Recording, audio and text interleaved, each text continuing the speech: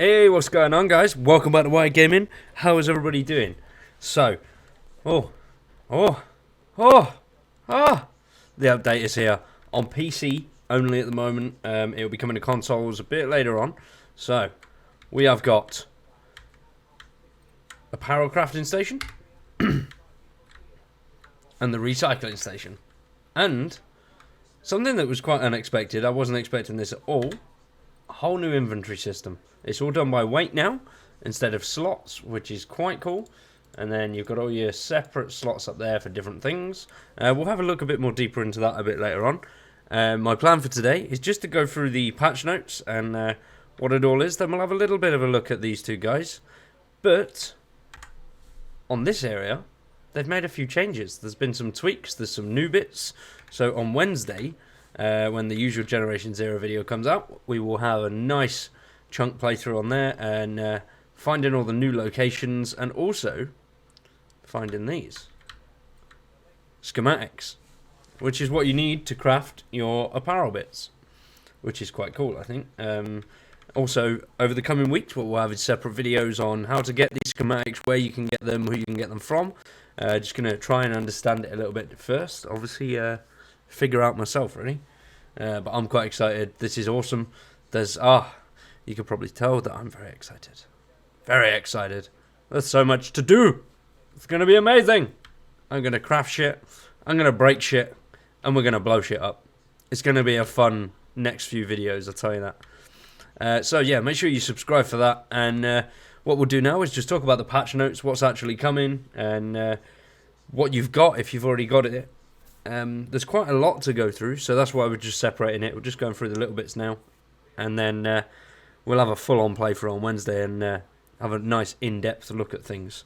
So, let's have a look at these two bad boys. It's not going to be an in-depth look. It's just going to be a quick overlook to see what we've got, what we're dealing with, and the basics, really. So, I've had a little look at the recycling station already, and there's quite a lot of things that you need building-wise. There we go, crafting resources. Thread is the thing that I found the least. I found that in just a bag, I think. Everything else, though, I found on machines. So that's quite good. And that's only after an hour or so. I don't know what it's going to be like to actually build things. But scrapping as well, you can scrap things. So I picked up just some old weapons just to see what we get for them. I mean, I've got a 5-star there, so we'll just dismantle this lot first and just see what we get.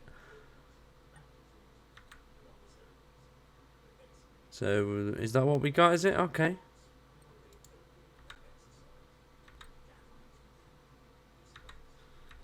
So, we've had no new resources. Let's see if we get anything different with the gold.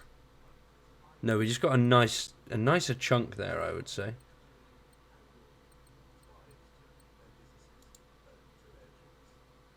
Let's recycle that.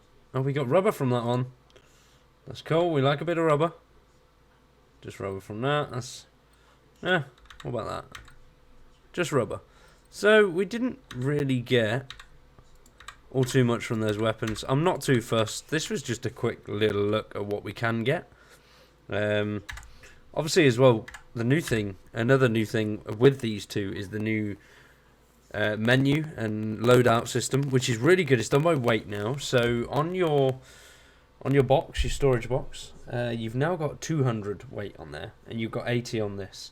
And I have just looted for an hour solid, I'd say, and didn't need to drop a single thing. Not one.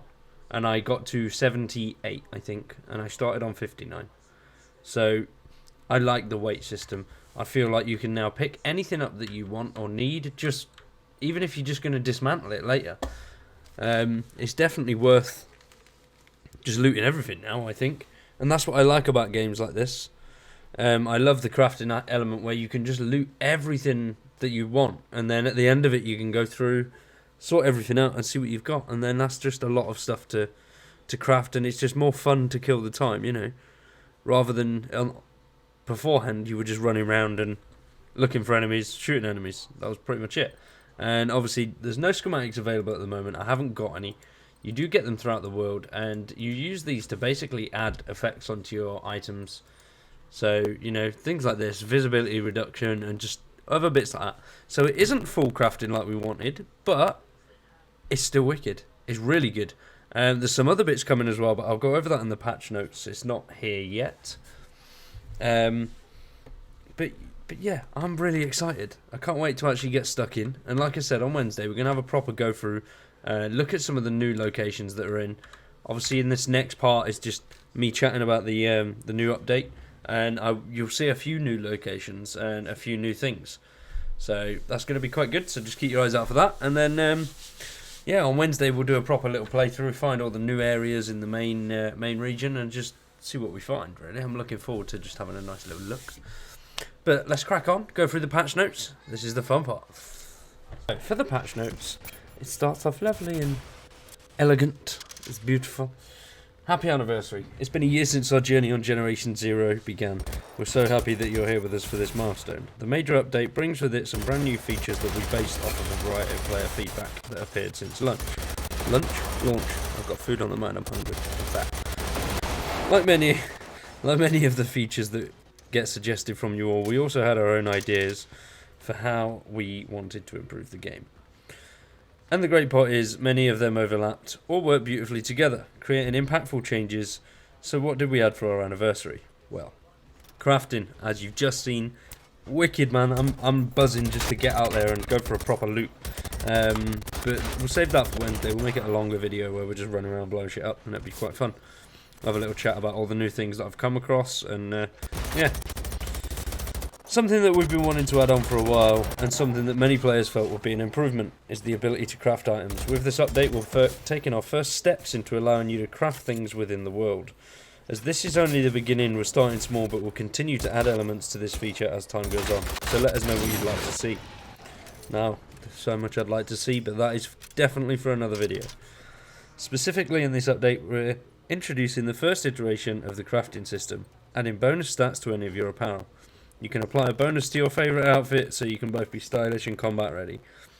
We've crafted a handful of potential bonuses for your clothing, including explosive damage resistance or noise reduction bonus. So it's basically the same things that we've had on the clothing since the start of the game, but I felt like they didn't work. I felt like they didn't do anything. No matter what you put on, all the outcomes are always the same. So I'm hoping with these you'll be able to get better bonuses, and it'll actually work really well, which I'm really looking forward to trialing and just testing out. It's going to be nice. You'll need the schematics to learn how to craft these improvements, as well as the proper materials which can be found all throughout the world. You'll find them inside houses, containers, dropped on machines. Recycling your old equipment is also a great way to get crafting materials. So obviously you've got the inventory update as well, which is really good, and I quite like how they've done it. Alongside crafting, we've taken the opportunity to give the player inventory a bit of a facelift.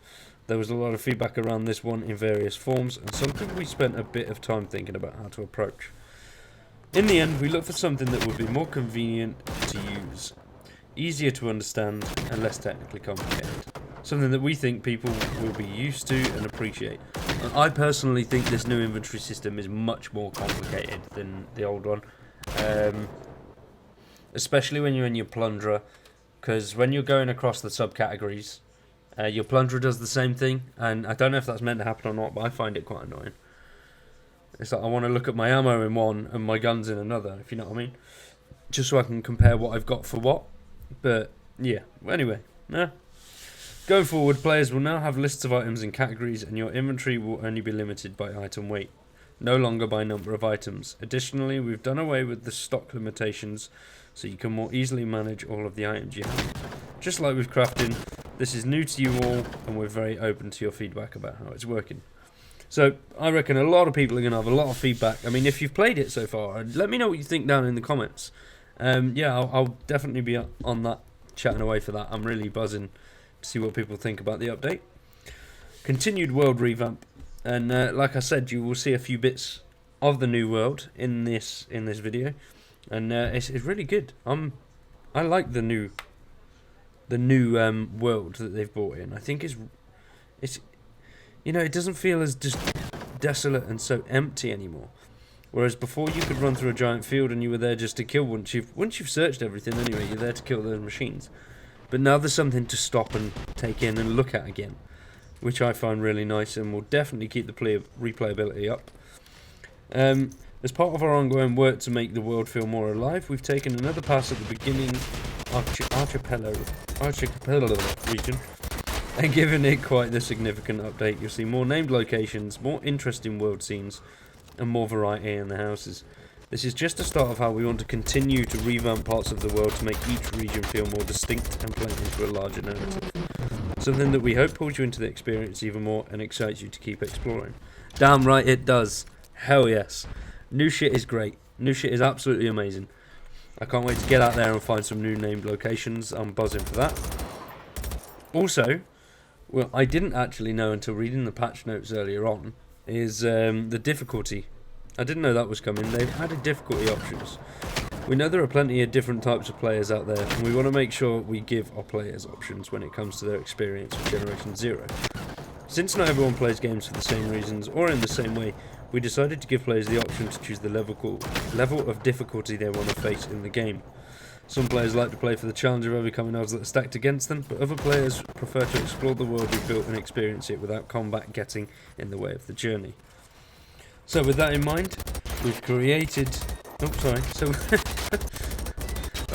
I just knocked my armchair thing over, and yeah, luckily it didn't bang because it landed on a furry animal. The furry animal's okay, no animals were harmed during the making of this program.